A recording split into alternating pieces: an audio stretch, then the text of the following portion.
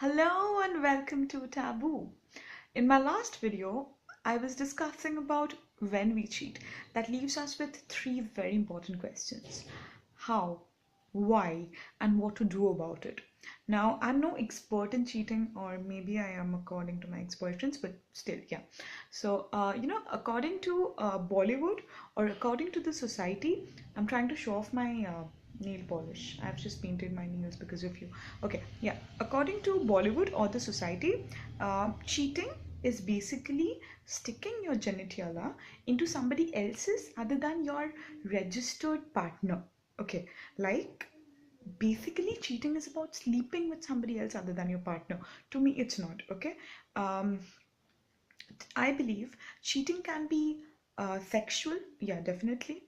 It can be in the form of violence, it can be in the form of blackmailing, it can be in the form of completely neglecting your partner. Like you come back home and you beat your wife. I feel that's cheating. You come back home, you're lying beside your husband, and you have no clue as to what he wants, as to why he's sad or why he's upset, and you're just scrolling through Facebook. I feel that is also cheating. You know, cheating to some is talking late night in Facebook or being online in WhatsApp after you say कि जानो good night, हाँ सोने जा रही हो, हाँ सोने जा रही हो, उसके बाद ऑनलाइन क्यों हो. And I've seen relationships break up because of this. Okay, numerous ones. So it's like happy people like Ritik and Suzanne. I remember my morning news feed used to be both of their smiling pictures all the time. Like that used to be the news feed once, and then suddenly they got divorced because she was apparently cheating with Arjun Rampal or somebody. It's like previously when people used to have a divorce, they used to say बच्चों का क्या करेंगे. Now people say tattoos का क्या करेंगे, and they change the tattoos. So priorities have changed definitely over the ages, but this trend hasn't.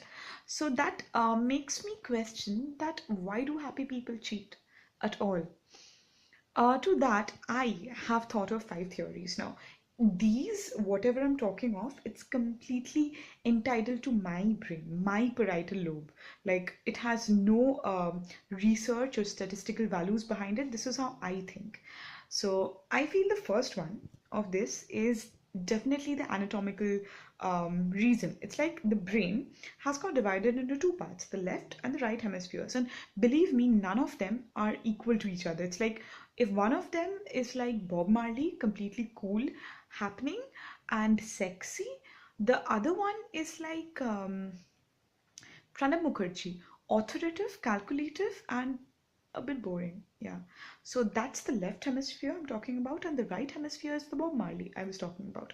So my hand hurts. Okay. So the right part of the brain is all about now. Like if you hear music, listen to music, or if you are reading a book, or if you're touching or experiencing something, the right hemisphere of the brain concentrates on taking everything from that element and make you feel that. Okay, so it's all about now.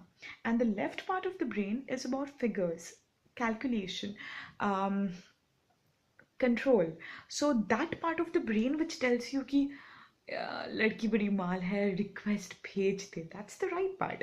And the one which tells you कि no, do not, dude, you're going to screw up if you do that, that's the left part. So I feel at times the right part of the brain becomes more dominant. There is this moment where we lose the control and we cheat. The second reason, which is very important, is physiological reason. It's like there are hormones, and I feel all the hormones in our body are basically trying to make us work pro- properly. What's wrong with me? Yeah, properly. And out of those, there are two: um, dopamine and the sexual hormones, which basically makes you do stuff which gets you laid. So blame it on the hormones. You see, dopamine is that hormone which gets released when you have cocaine. So love is like a drug. You know, all those autos behind which it's written love is like a drug, all those Facebook statuses which you've seen, it's probably true because love is addictive. You become obsessed about that person. You become compelled to see them. You want them at a particular time, and if you do not get them, you become mad. You can kill for love. You can die for love, and it gives you immense pleasure and immense sorrow. So it's nothing less than a drug, and it releases that dopamine. So when you are in love, like there's this guy and you're falling in love, you're experiencing this rush of hormones throughout the body, which makes you feel good. So this dopamine, which gets released when you're falling in love, it basically makes you feel good and you want to fall in love over and over again so that you have that feeling again. Dopamine. Second is the sexual hormones, that is estrogen in women and testosterone in men. So these are the two hormones whose basic aim is to get you laid.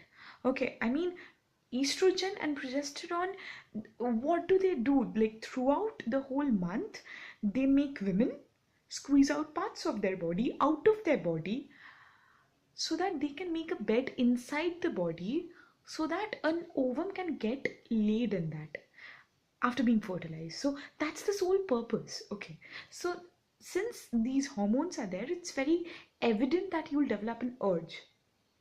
The third reason I feel is the biological history behind it. You remember those biology classes where we used to write the definition of cell, where we used to demarcate between a living and a non-living object, like your dog moves and your car moves, but why is the dog a living object? Because it reproduces.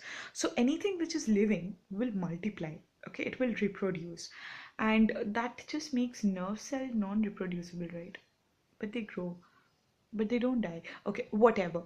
So even the smallest unit of life, a cell, the amoeba, will multiply.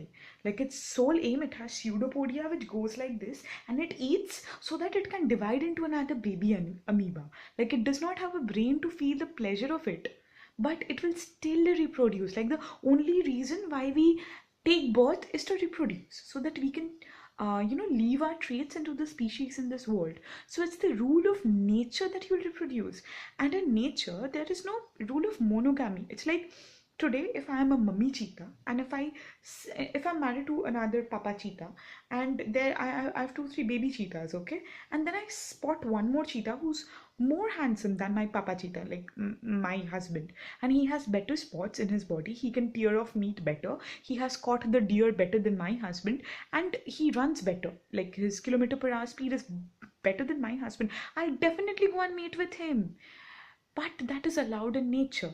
Polygamy is completely allowed in nature, and I won't feel a single amount of remorse for it. But we as humans, we thought, we had a brain which made us think, and we created society. And in that society, there is this rule of monogamy, which is basically there because if monogamy wasn't there, the man would return and would not understand whose children he is paying for, right? Or there would be too much of sexually transmitted diseases all over the world. So to shun that, we have monogamy.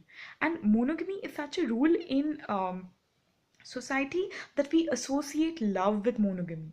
Okay, but if you actually carefully think, you can have two sisters whom you love. You can love your parents equally. You can love two brothers. You can love two best friends, but you cannot love two partners. But you know what? You actually can. You can actually care for the same person and the other one. And it's not a fault according to science, but according to society is.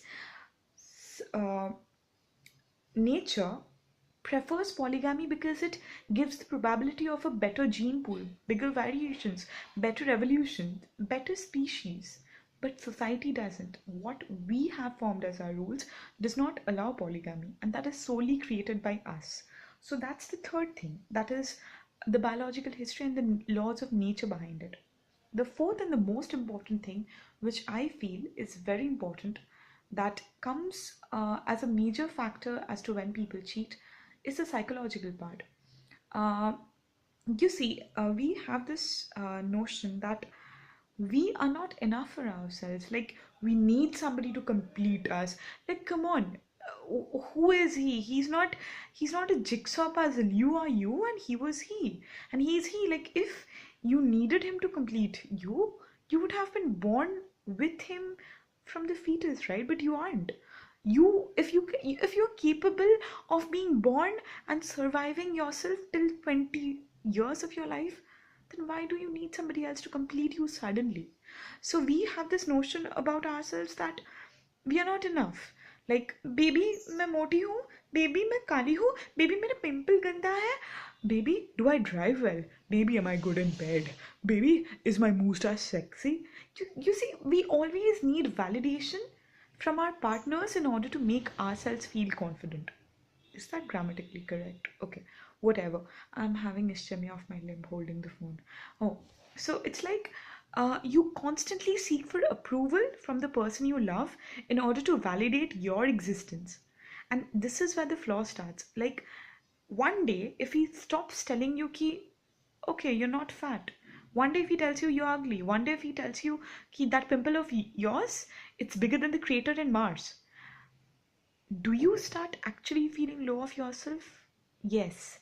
And that is when you seek another new person who will tell you exactly what you want to hear and make you feel good.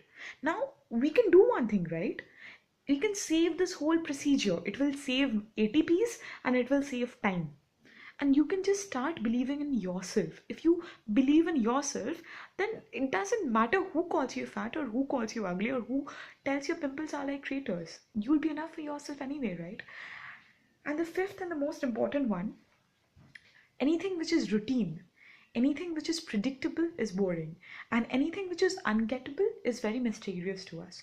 Anything which does not have a particular routine, no assurance, no time frame, no longevity, we are attracted towards that because we do not know what is supposed to happen. And maybe that's the reason why an affair excites us. And I feel that you start liking whatever is new only when you do not feel enough of yourself. So the day you start loving yourself, the day you feel confident about yourself, you do not seek somebody else's validation in order to make yourself feel complete, that is the day you will not need a second person in order to make you feel good.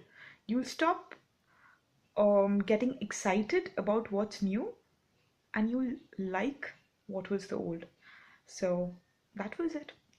Thank you.